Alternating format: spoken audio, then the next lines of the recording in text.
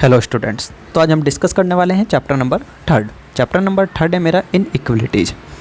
काफ़ी स्टूडेंट्स को प्रॉब्लम आ रही थी इस चैप्टर को सॉल्व करने में। आइए देख लेते हैं क्या प्रॉब्लम थी। No problem. आइए, तो इनइक्वलिटीज़ क्या है, सबसे पहले हमें इनइक्वलिटीज़ का मीनिंग समझना होगा। इनइक्वलिटीज़ को स्टार्ट करने से पहले आपको कुछ बातें क्लियर कर देता हूँ। जो भी मैं यहाँ पर नोट्स करता चलूँगा आपको मेरे साथ साथ एज इट इज़ नोट करके चलना है, ताकि रिविज़न के टाइम पर आपको कोई भी प्रॉब्लम नहीं आए। जिस स्टूडेंट्स ने नोट्स परचेज किए हुए हैं हमारे, उनके लिए तो कोई प्रॉब्लम नहीं है, सभी चीज़ें नोट्स में अवेलेबल हैं। बट जो भी हमारे साथ न्यू स्टूडेंट्स कनेक्ट हुए हैं वो सभी स्टूडेंट्स क्या करेंगे, इनको राइट डाउन करते चलेंगे। यदि वो राइट डाउन नहीं करना चाहते तो वो नोट्स भी परचेज़ कर सकते हैं। मैं नीचे कमेंट बॉक्स में लिंक भी प्रोवाइड करा दूँगा।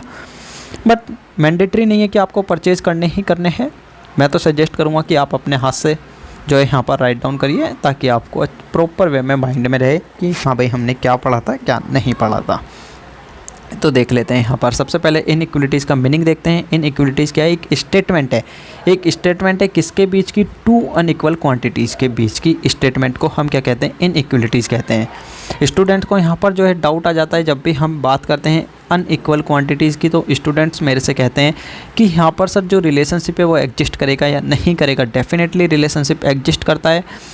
वो डिपेंड्स करेगा इक्वेशन के ऊपर या इनइक्वलिटीज़ के ऊपर कि रिलेशनशिप डायरेक्ट होगा या इनडायरेक्ट होगा। लेकिन स्टेटमेंट यहाँ पर किसके बीच में हम बात कर रहे हैं? टू अनइक्वल क्वांटिटीज़ के बीच की स्टेटमेंट है। इनइक्वलिटीज़ और रिलेशनशिप वहाँ पर एग्जिस्ट करता है।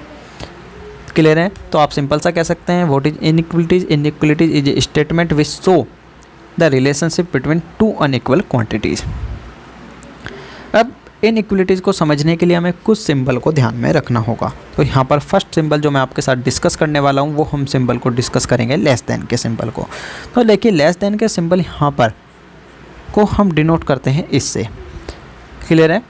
अब मैं आपसे कहता हूँ कि मुझे 5 से कम मैंगो की रिक्वायरमेंट है, या आप कह सकते हैं कि 5 से कम बुक की मुझे रिक्वायरमेंट है। तो 5 से कम बुक की मुझे रिक्वायरमेंट है, तो 5 से कम, तो साइन क्या हो जाएगा? ये। क्लियर है? और यहाँ क्या आ जाएगा मेरा? बुक्स। तो मुझे 5 से कम बुक की रिक्वायरमेंट है, 5 से ज़्यादा बुक नहीं चलेगी। क्लियर है? तो हमेशा ध्यान रखना जो भी आप साइन लगाओगे वो किस पे डिपेंड्स करेगा? नंबर पे डिपेंड करेगा, ना कि बुक्स पे। अब मैंने कहा कि 5 से कम बुक की मुझे रिक्वायरमेंट है, तो मैं इस नंबर के अकॉर्डिंग साइन को लगाऊंगा। क्लियर है? सेकंड जो हमें साइन यहाँ पर डिस्कस करना है वो करना है ग्रेटर देन का, या आप इसको कह सकते हैं मोर देन का साइन भी आप इसको कह सकते हैं। ग्रेटर देन या मोर देन, इस साइन को हम डिनोट करते हैं इससे। क्लियर है? ये ध्यान रखना ये किसका साइन है यहाँ पर? ग्रेटर देन और मोर देन का। मैंने कहा मुझे 10 से ज़्यादा बुक की रिक्वायरमेंट है, मुझे 10 से ज़्यादा बुक की रिक्वायरमेंट है, यानी 10 से ज़्यादा। तो देखिए क्लियर है? जो इस साइन का माउथ है वो किसकी तरफ ओपन है? बुक की तरफ। बुक की तरफ ओपन क्यों है? क्योंकि मुझे 10 से ज़्यादा बुक की रिक्वायरमेंट है। मैंने आपको फर्स्ट टाइम ही बता दिया कि नंबर के अकॉर्डिंग आप साइन का यूज करेंगे। थर्ड साइन जो हमें देखना है यहाँ पर, वो साइन देखना है हमें लेस देन और इक्वल टू का। अब लेस देन और इक्वल टू का साइन कैसा होगा? देखिए लेस देन का साइन तो मैं आपको पहले ही बता चुका हूँ, ये हमारा लेस देन का साइन है। इसके नीचे एक बार लगा देते हैं, ये क्या हो जाता है? Equal to. लेस देन और इक्वल टू का ये साइन है। इसी एग्जाम्पल को मैं कैरी ऑन करता हूँ। मैं आपसे कहता हूँ कि मुझे 5 बुक की रिक्वायरमेंट है, 5 से कम होगी तो भी चलेगी। कम से कम यहाँ पर 5 तो चाहिए ही चाहिए, 5 से कम होगी तो भी चलेगी। यानी 1 बुक हो जाए तो भी चलेगी, 2, 3, 4 या 5, लेकिन 6 बुक नहीं चलेगी, क्योंकि मैंने कंडीशन क्या डाल दी कि 5 तो बुक चाहिए ही चाहिए, 5 से कम हो तो भी चलेगी, या 1 भी ना मिले तो भी कोई प्रॉब्लम नहीं है। तो हम इसको किससे डिनोट करेंगे? यहाँ पर हमारी आ जाएगी बुक्स, और इसका जो साइन आएगा ये आएगा लेस देन और इक्वल टू 5, क्योंकि मैंने क्या कंडीशन डाली है कि 5 से कम होनी चाहिए। एक साइन और हमें जो डिस्कस करना है वो करना है मोर देन और इक्वल टू। अब मोर देन का साइन मैं आपके साथ डिस्कस कर चुका हूँ, ये रहा हमारा मोर देन का साइन, और इसके नीचे हम बार लगा देते हैं, तो ये क्या हो जाता है? मोर देन और इक्वल टू। अब मैंने कहा कि मुझे कम से कम 10 बुक तो चाहिए ही चाहिए, ऊपर हो जाए कोई भी प्रॉब्लम नहीं है। तो उस केस में क्या होगा, देखिए इस साइन का हम यूज करेंगे और ये क्या है इक्वल टू 10, कि 10 होंगी तो भी कोई प्रॉब्लम नहीं है, 11 हो जाए तो भी कोई प्रॉब्लम नहीं है, लेकिन 9 नहीं चलेगी, 10 चलेगी, 11 चलेगी, 12 चलेगी, 13 चलेगी। यानी 10 से ऊपर कितनी भी बुक्स ले आइए आप, मुझे कोई प्रॉब्लम नहीं है, लेकिन नो बुक नहीं होनी चाहिए। इसलिए हम क्या साइन का यूज करते हैं ग्रेटर देन और इक्वल टू का, कि 11 हो जाए कोई प्रॉब्लम नहीं, 12 हो जाए कोई प्रॉब्लम नहीं, 15, 20, 25, 30 कोई प्रॉब्लम नहीं है, लेकिन 9 नहीं होनी चाहिए, 8 नहीं होनी चाहिए, 7 नहीं होनी चाहिए। क्लियर है। ऑन द अदर हैंड यहाँ पर लेस देन और इक्वल टू का मीनिंग क्या था, कि जो मैंने कंडीशन दे दी यहाँ पर 5 की जगह मैं आपसे कहता कि 10 बुक मुझे चाहिए, 10 से कम होगी तो भी चलेगी, तो यानी 10 तक तो ठीक है, लेकिन 11 होते ही नहीं चलेगी। क्लियर। तो ये चीज़ें आपको समझनी थी। मेनली जो यहाँ पर रोल हमारा प्ले करता है वो करते हैं ये सिंबल। तो ये सिंबल हमारे लिए काफ़ी इंपॉर्टेंट है। यदि आपने इनको समझ लिया तो इनइक्वलिटीज़ में आपको कोई भी प्रॉब्लम नहीं आने वाली। अब एक चीज़ और ध्यान रखना यहाँ पर, जैसे मैंने आपसे बात करी बुक्स की, तो बुक्स की वैल्यू ऑलवेज क्या होगी, यहाँ पर बुक्स की वैल्यू ग्रेटर देन और इक्वल टू 0 होगी। मैंने आपको बताया कि यहाँ पर 0 होगी तो भी चलेगी, लेकिन अब क्या माइनस में होगी, नहीं। तो इसलिए हमेशा बुक्स की वैल्यू क्या होगी, ग्रेटर देन होगी या इक्वल टू होगी, किसके, 0 के। यहाँ पर मैं बुक्स को x से डिनोट करता हूँ, तो x की वैल्यू ग्रेटर देन और इक्वल टू 0 होगी। ये बात हमेशा ध्यान रखना। आपसे MCQ में नहीं कहेगा, लेकिन आपको ध्यान रखना है। आपको एक ऑप्शन देगा यहाँ पर सिंपल सा ये, कि बुक्स लेस देन 5। क्लियर है। और एक ऑप्शन आपको देगा, फर्स्ट माना ऑप्शन ये है, सेकंड ऑप्शन आपको देगा बुक्स लेस देन 5 और बुक्स ग्रेटर देन और इक्वल टू 0। बताइए कौन से पे टिक करेंगे। तो हमारा जो सेकंड ऑप्शन है वो करेक्ट आंसर होगा, क्योंकि ये अंडरस्टूड बात है कि जो हम बुक्स अवेलेबल करा रहे हैं वो माइनस में नहीं जाएगी। यार कोई भी डिजिट है, आपने किसी भी चीज़ का ऑर्डर किया है, क्या उसको माइनस में लेके आएगा। आपने कहा मुझे 10 रुपये चाहिए, क्या आपसे कहेगा कि 10 रुपये भाई माइनस में ले लो, नहीं। या तो 10 रुपये देगा या नहीं देगा, सिंपल सी बात है। तो इस केस में इसका साइन का यूज होता है, तो ये हमारा ऑप्शन करेक्ट नहीं होगा। मोस्टली स्टूडेंट्स यही गलती करते हैं और इस चैप्टर में यही गलतियां होती हैं। तो स्टार्टिंग में ही मैं क्लियर करके चल रहा हूँ ताकि आपको कोई भी गलतियां ना करें। इस टाइप्स की छोटी छोटी मिस्टेक्स हैं, ये छोटी छोटी मिस्टेक्स के चक्कर में ही आपका जो है MCQ गलत हो जाता है। और MCQ गलत होने का मतलब है यहाँ पर 1 मार्क्स। 1 मार्क्स तो इस बात का दुख नहीं है कि 1 मार्क्स हमारा जो है जाता है, 1 मार्क्स के साथ साथ 0.25 भी जाता है, इस बात का ज़्यादा दुख होता है स्टूडेंट्स को। तो नो प्रॉब्लम, जिन बातों को बता रहा हूँ इनको साथ साथ नोट्स करते चलिए, और छोटी छोटी जो बातें बता रहा हूँ इनको भी साइड में नोट्स करते चलिएगा और माइंड में रखिएगा। क्लियर है। आइए इससे रिलेटेड अब कुछ MCQ डिस्कस करते हैं। नहीं, MCQ को डिस्कस करने से पहले आपको एक टॉपिक और है, उसको भी मैं यहाँ पर क्लियर कर देता हूँ। देखिए यहाँ पर सिंपल सा मैं कह सकता हूँ आपसे, लीनियर इक्वेशन। लीनियर इक्वेशन क्या होती है, मेनली इक्वेशन क्या होती है, इक्वेशन के साथ गाइस ऑलवेज यहाँ पर इक्वल टू का साइन होता है, ध्यान रखना। लेकिन इन इक्वलिटीज़ के केस में कभी भी इक्वल टू का साइन नहीं होगा। साइन किस चीज़ का होगा, less than, greater than, less than equal to, greater than equal to, इस टाइप्स के साइन होते हैं, उसको हम क्या कहते हैं, इनइक्वलिटीज़। लेकिन जब इक्वल टू का साइन आ जाए तो वो इनइक्वलिटीज़ नहीं होती, वो क्या होती है, इक्वेशन होती है। लीनियर हो, क्वाड्रेटिक हो, क्यूबिक हो, डजंट मैटर। तो मैं यहाँ पर आपसे कहता हूँ y is equal to 2x plus 3। तो आपसे पूछा गया MCQ में कि ये इनइक्वलिटीज़ है या ये इक्वेशन है, तो आप क्या कहेंगे, ये इक्वेशन है।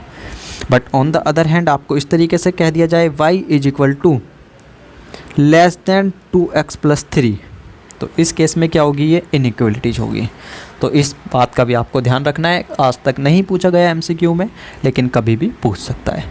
ट्रू फॉल्स में नहीं पूछेगा आपसे, CM में स्टूडेंट से पूछ लेता है ट्रू फॉल्स में, वहाँ पर मैंने देखा है, तो इसलिए आपको ये चीज़ मैंने क्लियर कर दी।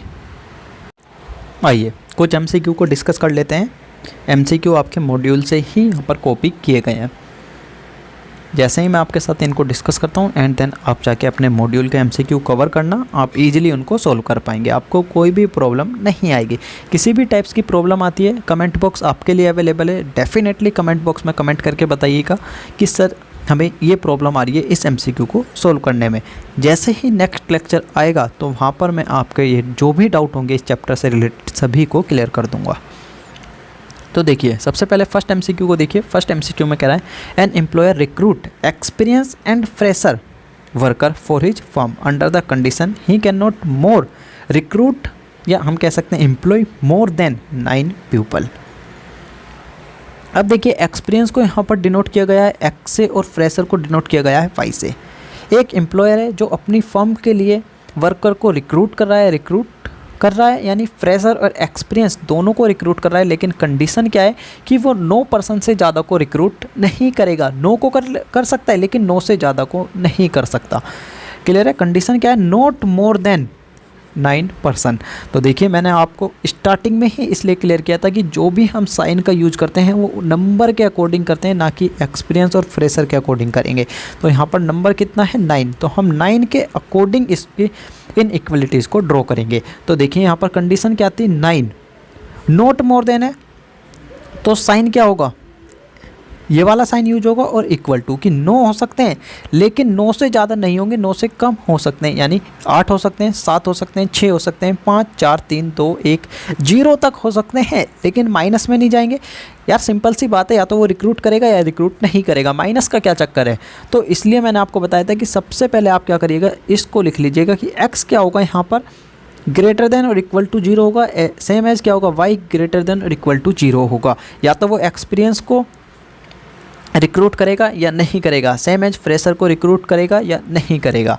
तो रिक्रूट करने का मीनिंग क्या है? 0 को या तो करेगा या नहीं करेगा। नहीं करेगा तो क्या आएगा? 0। करेगा तो 1 2 3 4 5, यानी 0 से बड़ा, लेकिन 0 से छोटा नहीं होगा। क्लियर है? और देखिए कंडीशन क्या आती? Not more then 9 people. किस किस को मिलाकर? एक्सपीरियंस और फ्रेशर। एक्सपीरियंस को हमने माना है x और फ्रेशर को हमने माना है y। तो x plus y less than और इक्वल टू कितना हो गया? 9। यहाँ पर कि 9 से ज़्यादा पर्सन हमें हायर नहीं करने हैं। क्लियर? तो ये हमारी इक्वेशन, ये हमारी क्या होगी? इनइक्वलिटीज़ होगी, और इसको सेटिस्फाई करेगा आपका ऑप्शन बी यहाँ पर करेक्ट आंसर होगा। क्लियर है? अब देखिए एक और डाउट आ जाता है स्टूडेंट्स का कि सर यहाँ पर ये ग्रेटर देन का साइन नहीं है, लेस देन का साइन है। भाई आप किसके अकॉर्डिंग देख रहे हो? एक्स प्लस वाई के अकॉर्डिंग नहीं देखना, आपको किसके अकॉर्डिंग देखना है? 9 के अकॉर्डिंग देखना है। 9 के अकॉर्डिंग ग्रेटर देन का ही साइन है। क्लियर? आइए सेकेंड एमसीक्यू देखिए। सेकेंड में क्या कह रहा है? On an average experience person does 5 units of work while fresh 1 3 units of work. कह रहा है जो एक्सपीरियंस पर्सन है वो एक दिन में डेली 5 यूनिट्स मैन्युफैक्चर करता है, और जो फ्रेशर है वो 3 यूनिट्स को मैन्युफैक्चर करता है। But the employer has to maintain an output of at least. अब देखिए उससे पहले आपको एक कॉन्सेप्ट बता देता हूँ इस एमसीक्यू को डिस्कस करने से पहले। यहाँ पर एट लीस्ट का मतलब क्या होता है? एट लीस्ट का एक होता है एट मोस्ट और एक होता है एट लीस्ट। एट लीस्ट यानी कम से कम, एट मोस्ट का मतलब होता है ज़्यादा से ज़्यादा। तो यहाँ पर एट लीस्ट मैंने आपको बता दिया कम से कम। यदि मैं कहता हूँ कि एट लीस्ट 3, क्लियर? तो एट लीस्ट 3 का मतलब क्या है कि 3 यूनिट्स तो हमें मैन्युफैक्चर करनी ही करनी है, कम से कम। 3 से ज़्यादा कितनी भी हो जाएं, यहाँ पर 4 हो जाएं चलेगी, 5 हो जाए चलेगी, 6 हो जाएं चलेगी, 7 8 9 10 इनफाइनाइट तक चलेगी, लेकिन कम से कम एट लीस्ट का मतलब है कम से कम 3 यूनिट्स तो मैन्युफैक्चर करनी ही करनी है। एट मोस्ट का मतलब होता है ज़्यादा से ज़्यादा। मैं कहता हूँ कि एट मोस्ट 10 यूनिट्स हमें मैन्युफैक्चर करनी है, तो एट मोस्ट का यहाँ पर मीनिंग क्या होगा कि 10 यूनिट्स, कि 10 यूनिट्स तो हमें मैन्युफैक्चर करनी ही करनी है, ज़्यादा से ज़्यादा है एट मोस्ट। मतलब कि 11, यहाँ पर 11 यूनिट्स हो जाए नहीं चलेगी, 12 हो जाए नहीं चलेगी, 10 तक ही चलेगी, 9 हो जाए चलेगी, 8 हो जाए चलेगी, 6 7 0 तक भी चलेगी। यदि हमने यूनिट से मैन्युफैक्चर नहीं करी चलेगी। एट मोस्ट का मतलब होता है कि ज़्यादा से ज़्यादा। एट मोस्ट 10 है तो 10 से ज़्यादा हम नहीं जा सकते, लेकिन एटलीस्ट 3 है तो कम से कम 3 है, हम 2 पर नहीं जा सकते, 2 नहीं चलेगी, 3 चलेगी। 3 से ऊपर कितनी भी यूनिट्स हम मैन्युफैक्चर कर रहे हैं सब चलेगी। क्लियर है? तो यहाँ पर देखिए अब इस एमसीक्यू को आपको इजीली समझ में आएगा। तो यहाँ पर कह रहा था कि एक्सपीरियंस जो पर्सन है वो 5 यूनिट्स को मैन्युफैक्चर करता है, जो फ्रेशर है वो 3 यूनिट्स को मैन्युफैक्चर करता है, और जो हमारा एम्प्लॉयर है यानी जो हमारा कंपनी का एम्प्लॉयर है, कंपनी का ओनर है, वो क्या चाहता है कि यहाँ पर आउटपुट जो है एटलीस्ट 30 यूनिट्स हो, कि कम से कम 30 यूनिट्स तो बनेगा ही बनेगा एक दिन में। यानी 29 होने पर नहीं चलेगा, 28 होने पर नहीं चलेगा, 30 होगी, 31 चलेगा, 32, 33, ज़्यादा प्रोडक्शन कितना भी हो सकता है लेकिन 30 यूनिट से कम नहीं होगा। एटलीस्ट का मतलब यही होता है कि एटलीस्ट मतलब 30 से कम यूनिट्स नहीं चलेगी। क्लियर है? तो यहाँ पर अगेन देखिए, हम मान के चल रहे हैं एक्सपीरियंस पर्सन को मैं यहाँ पर भी x मान लेता हूँ और फ्रेशर को y। तो सबसे पहले मैंने आपको कंडीशन बताई थी कि यहाँ पर आपको क्या करना है, x greater than equal to 0 होगा, y भी ग्रेटर देन इक्वल टू 0 होगा। क्लियर है? या तो यूनिट्स को मैन्युफैक्चर करेंगे या नहीं करेंगे, माइनस का क्या चक्कर है, तो लेस देन होगा ही नहीं, 0 से लेस देन होने का मतलब क्या है, माइनस में। क्लियर है? इसकी इनइक्वलिटीज़ ड्रॉ करिए। इनइक्वलिटीज़ कैसे हो जाएगी, देखिए एक्सपीरियंस जो पर्सन है वो कितनी यूनिट्स को मैन्युफैक्चर कर रहा है, 5 यानी 5x, प्लस फ्रेशर कितनी यूनिट्स को कर रहा है, 3y। अब यहाँ पर कंडीशन क्या आती है कि एटलीस्ट यानी कम से कम 30 होगी, ज़्यादा से ज़्यादा कितनी भी हो जाए। तो मैंने आपको बताया था कि नंबर के अकॉर्डिंग आपको साइन लगाना है। तो अब देखिए यहाँ पर नंबर के अकॉर्डिंग हम जो साइन लगाएंगे वो क्या होगा, ग्रेटर देन और इक्वल टू का होगा कि 30 यूनिट्स तो मैन्युफैक्चर करनी ही करनी है, 30 से ज़्यादा कितनी भी हो जाए। क्लियर है? 40 हो सकती है, 50, 60, 70, 80, 90, 100 कितनी भी हो सकती हैं। तो इसको आपका ऑप्शन जो सेटिस्फाई करेगा यहाँ पर ऑप्शन सी आपका करेक्ट आंसर होगा। क्लियर? ऑप्शन मैंने जानबूझकर नोट्स नहीं किए, ऑप्शन नोट्स कर देता ना तो आपको ये चैप्टर बिल्कुल ही हलवा लगता। रियलिटी बता रहा हूँ, बिल्कुल इजी लगता, इसलिए मैंने ऑप्शन यहाँ पर नोट्स नहीं करे। आइए थर्ड MCQ देखिए, कह रहा है rules and regulation demand that the employer should employ not more than 5 experience hands. Condition क्या डाल दी, एम्प्लॉयर जो है यहाँ पर वर्कर को रिक्रूट तो करना चाहता है लेकिन वो क्या चाहता है कि not more than 5 experience head to 1 fresh one, कि एक फ्रेशर के हैंड्स में 5 से एक्सपीरियंस, जो 5 एक्सपीरियंस है उनसे ज़्यादा नहीं होने चाहिए, यानी 6 नहीं होने चाहिए। क्लियर है? तो यहाँ पर जो हम डिनोट करते हैं, देख लीजिए हम इस तरीके से डिनोट कर सकते हैं इसको, लेट यहाँ पर fresher is equal to x और यहाँ पर experience is equal to y। या आप कह सकते हैं कि यहाँ पर एक्सपीरियंस को x मान लीजिए और फ्रेशर को y मान लीजिए। क्लियर है? तो देखिए यहाँ पर क्या हो जाएगा, अब इसने कंडीशन क्या डाल दी थी कि एक फ्रेशर के पास, यानी फ्रेशर कौन है, x, एक फ्रेशर के पास 5 एक्सपीरियंस पर्सन से ज़्यादा नहीं होने चाहिए। तो यानी कितने नहीं होने चाहिए, देख लीजिए यहाँ पर सिंपल सा मैं कह सकता हूँ 5 से ज़्यादा नहीं होंगे, नॉट मोर देन, यानी 5 होंगे तो भी चलेंगे। तो ये क्या हो जाएगा, x greater equal to 5y। Clear? अब देखिए, अब स्टूडेंट्स ना यहाँ पर जो है ना डाउट रेज हो जाता है उनके माइंड्स में कि सर मॉड्यूल में ऑप्शन अलग है, आपने कुछ अलग ही बता दिया। नहीं भाई देखिए, मैंने अलग नहीं बताया, यहाँ पर मैं कहता हूँ y। क्लियर? और ये क्या हो जाएगा यहाँ पर y ग्रेटर देन और equal to x divided by 5। इसका मीनिंग भी सेम है और इसका मीनिंग भी सेम है। आप जिस तरीके से चाहें इसको सॉल्व कर सकते हैं, दोनों इनइक्वलिटीज सेम है हमारी। क्लियर है? इसका मीनिंग भी यही है, इसका मीनिंग भी यही है, लेकिन आपके मॉड्यूल में जो इसका आंसर दिया हुआ है वो दिया हुआ है ऑप्शन ए, यानी ये आपका करेक्ट आंसर है। लेकिन ऐसा नहीं है कि ये आपका करेक्ट आंसर नहीं है, दोनों ही आपके करेक्ट आंसर है। एग्जाम में देगा तो बोथ का ऑप्शन देगा 100%। ऐसा नहीं होगा कि सिर्फ और सिर्फ दोनों देगा और फिर आपको ए टिक लगाना है, नहीं। क्लियर है? आपको पता होगा कि आपके एग्ज़ाम में कोई भी रॉन्ग MCQ क्रिएट्स होता है और वो एग्जामिनर की नज़रों में आ जाता है, तो उसके लिए आपको फुल मार्क्स जो हैं अलाउड किए जाते हैं। आपने गलत बेशक किया हो लेकिन उसके ऊपर, यदि बस आपने अटेंड किया हुआ होना चाहिए, आपने अटेंड किया है और वो MCQ रॉन्ग है तो उसके ऊपर आपको 1 मार्क्स मिलेगा, आपका 0.5 भी डिडक्ट नहीं होगा। तो यहाँ पर सिंपल सा यही कहना चाहता था। एक बार और मैं आपको क्लियर कर देता हूँ कि एक फ्रेशर पे 5 से ज़्यादा एक्सपीरियंस पर्सन नहीं होंगे, 5 से ज़्यादा एक्सपीरियंस पर्सन नहीं होंगे। तो हमने फ्रेशर को x मान लिया, एक्सपीरियंस को हमने y मान लिया, या हम कह सकते हैं एक्सपीरियंस को आप y मान लीजिए, एक्सपीरियंस को x मान लीजिए, उससे कोई भी इफेक्ट नहीं आएगा। तो हमारे दोनों ही ये करेक्ट आंसर हैं। क्लियर? अगेन गाइज, फिर भी आपको कोई डाउट आता है तो आप नीचे कमेंट बॉक्स में कमेंट करके डेफिनेटली बताना। जो हमारी नेक्स्ट प्रॉब्लम हमें डिस्कस करनी है वो करनी है ग्राफ से रिलेटेड। ग्राफ से रिलेटेड जितने भी MCQ में मैं आपके साथ सेकंड लेक्चर में उनको डिस्कस करता हूँ, क्योंकि सबसे पहले आपको ग्राफ का कॉन्सेप्ट समझाना पड़ेगा कि ग्राफ कैसे ड्रॉ होगा, ग्राफ का जो शेडेड रीजन है वो ओरिजिन की तरफ जाएगा या ओरिजिन से बाहर जाएगा, ये सब चीज़ें आपको समझानी पड़ेगी। तो सेकंड लेक्चर में इससे डील करते हैं, अभी तक यहीं तक रखिए। जितने भी यहाँ पर थ्योरी बेस्ड MCQ हैं आप सभी को सॉल्व कर पाएंगे। इनइक्वलिटीज़ ड्रॉ करने वाले ग्राफ को अभी ध्यान मत दीजिएगा, ग्राफ मैं आपके साथ सेकेंड लेक्चर में डिस्कस करता हूँ।